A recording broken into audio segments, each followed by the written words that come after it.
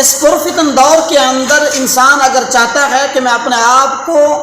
ان فتنوں سے محفوظ رکھوں، انسان اگر چاہتا ہے کہ میں امن کے اندر رہوں، انسان اگر چاہتا ہے میں سکون والی زندگی گزاروں، تو اس کے لیے نبی اکرم صلی اللہ علیہ وسلم نے 3 نسخے بتائے ہیں۔ حضرت عقبہ بن عامر رضی اللہ تعالیٰ عنہ فرماتے ہیں، انہوں نے سوال کیا کہ من نجات یا رسول اللہ، نجات کیا چیز ہے، نجات یعنی کن چیزوں کے اندر ہے؟ آپ صلی اللہ علیہ وسلم نے فرمایا کہ پہلے نمبر پر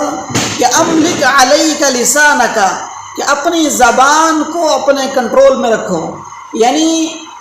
اپنی زبان کو اپنے تابع رکھنا ہے، اپنے آپ کو زبان کے تابع نہیں رکھنا۔ نمبر 2 فرمایا کہ وَلْيَسَعْكَ بَيْتُكَ، اپنے گھر کے اندر رہو، باہر نہیں نکلنا، گلی کوچوں کے اندر جا کر بیٹھ جانا، چوکوں کے اندر جا کر بیٹھ جانا۔ تو ان فضول چیزوں سے اپنے آپ کو محفوظ رکھ کے اپنے گھر کے اندر رہیں۔ اس کی وجہ یہ ہوگی، اس کا سبب یہ بنے گا کہ آپ خود بھی امن میں رہیں گے، اطمینان اور امن والی زندگی گزاریں گے، فتنے سے محفوظ رہیں گے، اور آپ کے بیوی بچے اور بہنیں بھی اس فتنے سے محفوظ رہیں گی۔ اور تیسرے نمبر پر آپ علیہ الصلاۃ والسلام نے فرمایا کہ وَابْكِ عَلَىٰ خَطِيئَتِكَ، کہ اپنے گناہوں کے اوپر روتے رہنا یہ بھی انسان کو امن کے اندر رکھتا ہے، اطمینان والی زندگی عطا کرتا ہے۔ یہ 3 نسخے رسول اللہ صلی اللہ علیہ وسلم نے بتائے ہیں۔ 2 قطرے ایسے ہیں کہ زمین پر گرنے سے پہلے ہی اللہ رب العزت اس کے گناہوں کو معاف کر دیتے ہیں اور اس کے لیے جنت کو اس کے لیے واجب کر دیتے ہیں۔ نمبر 1 انسان کا وہ شرمندگی اور گناہوں سے توبہ کرنے والا، آنسوں کا نکلنے والا ایک قطرہ، اگرچہ مکھی کے سر کے برابر ہی کیوں نہ ہو، اگر انسان اللہ رب العزت کی ذات کے سامنے گڑ گڑائے، وہ ایک قطرہ بھی نکلے گا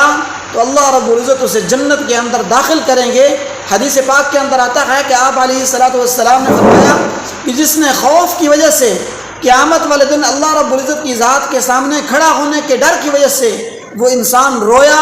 اللہ رب العزت کی وجہ سے اللہ رب العزت سے خوف آ گیا اس کو، تو ایسے شخص کا جہنم کے اندر جانا ایسے ہے جیسے دودھ کا واپس تھنوں کے اندر جانا۔ اور دوسری چیز، دوسرا قطرہ